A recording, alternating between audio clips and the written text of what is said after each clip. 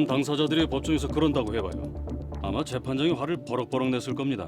글씨체 따지는 것도 어이없고 기피 신청하는 것도 마찬가지고요.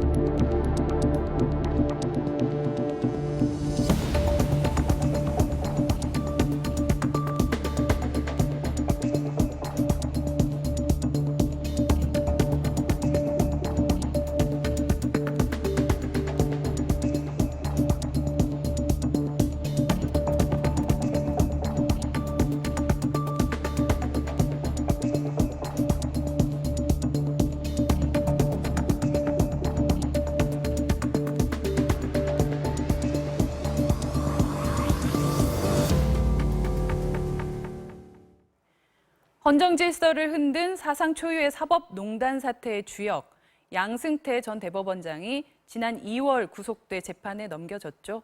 하지만 그로부터 5개월이 되도록 이 사법농단 재판은 단 한 명의 증인 신문조차 하지 못한 채 계속 지연되고 있습니다.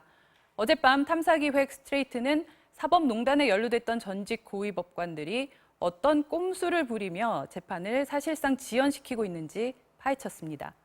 직접 취재한 김정인 기자 이 자리에 나와 있습니다. 어서 오세요. 네, 안녕하세요.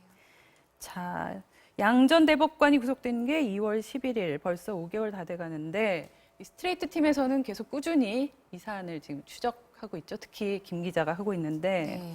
그런데 이 재판을 둘러싸고 정말 이 말도 안 되는 상황들이 벌어지고 있다고요. 네, 맞습니다. 양승태 전 대법원장이 사실 그 강제징용 재판에 개입한 의혹 등 47개의 혐의로 지난 2월에 재판에 넘겨졌잖아요. 네. 그리고 전직 대법원장과 대법관들의 재판이라서 사실 검찰과 피고인 측의 팽팽한 그 대결이 어떻게 이루어질까, 사건의 실체는 그래서 어떻게 밝혀질까 많은 사람들이 기대를 했었어요. 근데 이 지금 법정에서는 조금 이상한 일들이 좀 발생을 네. 하고 있는 상황입니다.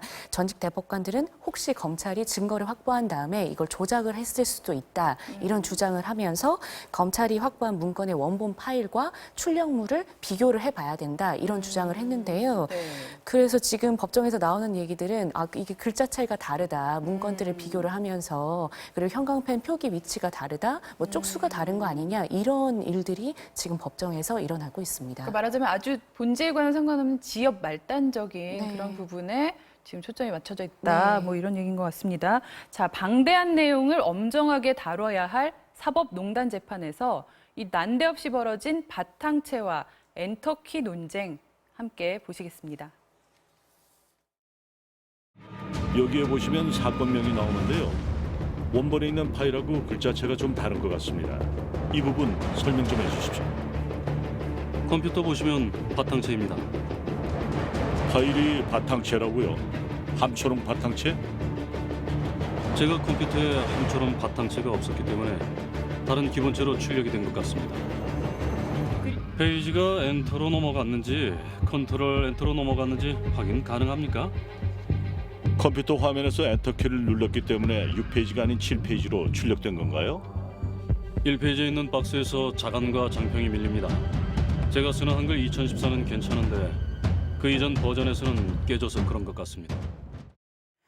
이게 지금 실제 이 재판정에서 검사와 그 변호사 또 재판부 사이에 오간 그 실제 대화 내용인 네, 거죠. 실제 대화 내용들입니다. 참 어이가 없는데 이뿐 아니라 또 재판을 지연시키려는 다른 수법들도 등장을 하고 있다고요. 네, 갖가지 수법이 많이 동원이 되고 있는데요. 법조계에서 가장 황당해하는 거는 바로 박병대 전 대법관의 지연술입니다. 박병대 전 대법관은 재판 전날 오후 4시에 갑자기 눈 수술을 해야 된다고 통보를 해서 이게 재판이 지연되는 일이 발생을 했었어요. 네. 근데 사실 재판 날짜를 잡는 거는 피고인뿐만 아니라 변호인, 검찰, 재판장, 재판 서기까지 네. 모두 많은 사람들이 이제 합의를 해서 이제 나온 약속이잖아요. 정말 위급한 상황이 아니면 네. 바뀌기가 힘들거든요. 응급을 요하는 수술은 아니었던 거죠. 네, 근데 이제 응급 수술이 아니라 예약 수술을 재판 당일에 잡았던 겁니다. 너무나 고의적이다 뭐 이런 생각이 좀 드네요. 게다가 이제 양승태 전 대법원장 등은 검찰이 수사한 인물들의 진술 조서를 증거로 채택하지 않았는데요. 네. 이렇게 되면 진술했던 사람들을 다시 증인으로 다 불러야 됩니다. 그래서 양 전 대법원장 재판의 증인은 지금 211명이나 되는 상황이에요. 네, 그런데 이렇게 증인을 수백 명씩 신청하는 거는 양 전 대법원장 처음 한 게 아니라고요. 네, 이명박 전 대통령이나 이제 박근혜 전 대통령의 재판에서도 이제 볼 수 있었던 그런 지연 기술입니다.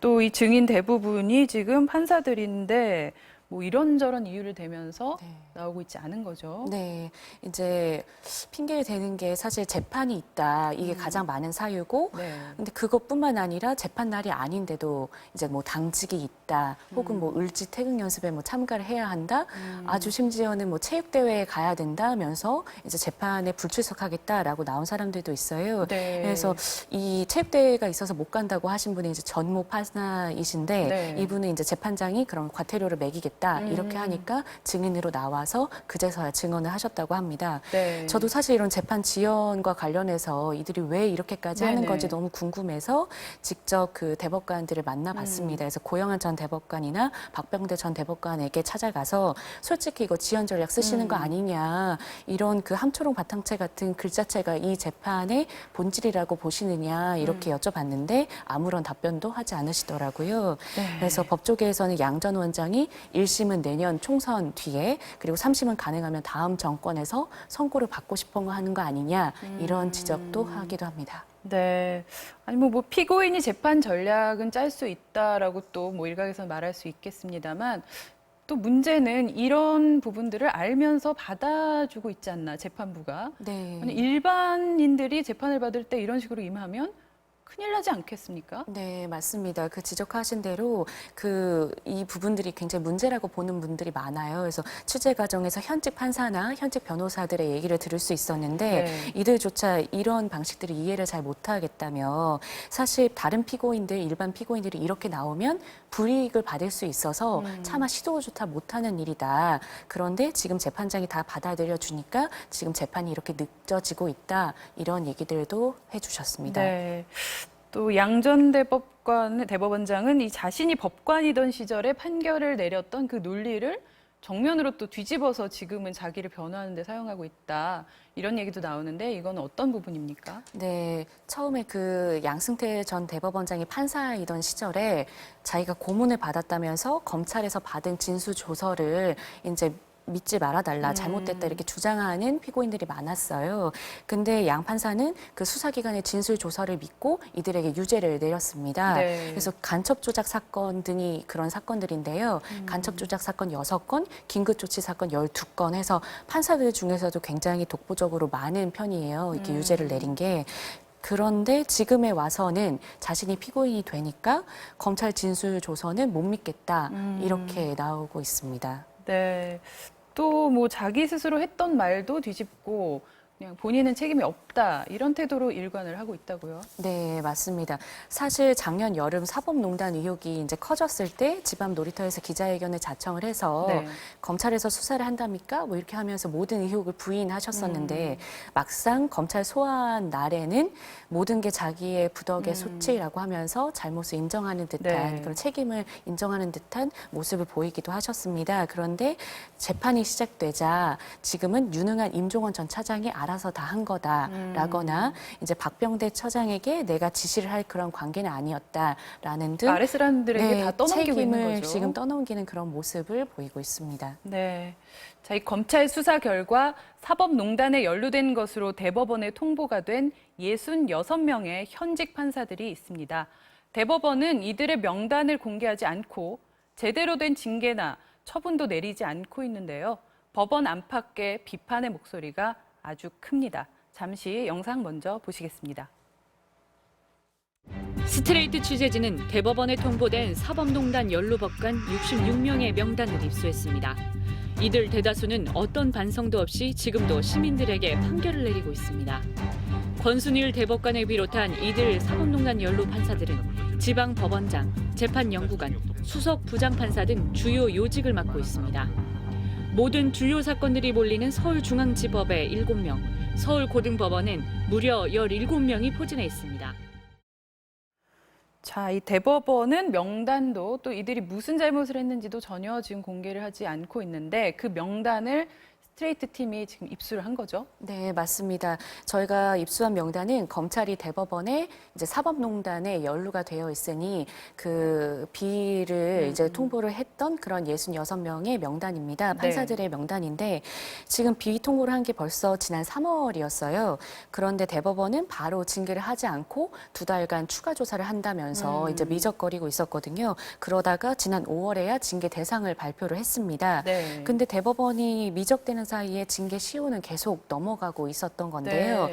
특히 판사가 헌법재판소장을 비판하기 위해서 허위 기사를 만들었던 사건이라던가 예. 양승태 대법원의 비판적인 판사의 재산까지 탈탈 털어서 뒷조사했던 사건 같은 그런 많은 사건의 징계 시효가 넘어가 버렸습니다. 그러니까 이 명단이 대법원에 통보돼 있는 동안의 시효가 끝났다는 말씀인가요? 네, 그 명단이 대법원에 갈 통보된 때까지는 시효가 때까지 있었는데. 그런 사건들도 있었습니다. 그래서 제가 말씀드린 사건은 갈 때까지는 있었는데 이제 미적거리는 동안 시효가 지나가 버린 사건들을 이제 말씀을 네네. 드렸던 거고요. 그래서 이렇게 징계를 받지 않고 넘어간 판사들이 굉장히 많습니다. 사실 대법원에서 66명의 그 판사들 가운데 딱 10명에게만 네네. 징계를 하겠다고 이제 대상으로 올렸거든요. 그래서 징계를 받지 않고 넘어간 다른 판사들은 지금도 주요 요직을 차지하고 있는 게 네. 사실입니다. 저희가 입수한 66명의 그 비통보 판사 명단에는 권순일 대법관, 그러니까 현직 대법관을 비롯해서 네. 지방 법원장 그리고 수석 재판 연구관, 수석 부장 판사 같은 아주 주요한 사건들을 맡고 있는 그런 판사들도 많았고요. 네네. 이런 분들이 이제 문제는 지금도 많은 국민들이 이런 분들에게 재판을 받고 있다는 겁니다. 그러니까 자신도 모르는 사이에 이제 그런 재판을 받고 있다는 건데 네. 특히 또 주요 사건들이 많이 몰려 있는 서울중앙지법, 네. 뭐 고등법원 네. 이런 곳에 또 많이 계시더라고요. 네, 굉장히 많이 있습니다. 중앙지법에 저희가 조사를 해보니까 중앙지법 같은 경우에는 7명, 그다음에 고등법원에는 17명이나 계셨는데 사실 이제 굉장히 많은 주요한 형사사건이라든가 이런 사건들, 뭐 전직 대법 네, 대통령 사건이라는 이런 네네네. 사건이 다 이쪽에 있었던 거잖아요. 네. 그래서 아직도 주요 요직에 이분들이 계시다라고 알 수가 있었고요. 그다음에 사실 저희가 이 명단을 놓고 이름을 공개할 것인가 말 것인가에 네네. 대해서 내부에서 논의도 많이 있었습니다. 그래서 고민을 많이 했는데 비위 사실을 조금 더 명확하게 더 면밀히 검토해서 추가 취재를 이어가려고 합니다. 네, 혹시 대법원에서 왜 명단을 공개하지 않고 있다 이 부분에 대한 이유 같은 걸 밝힌 적은 있습니까? 아니 이유도 밝히지 않고 기준도 밝히지 않아서 지금 문제가 되고 있습니다. 자, 이렇게 사법농단 연루 판사들 명단도 확보하고 쭉 취재를 해왔는데 좀 어떤 점이 좀 아주 큰 문제다 이런 생각이 들었나요?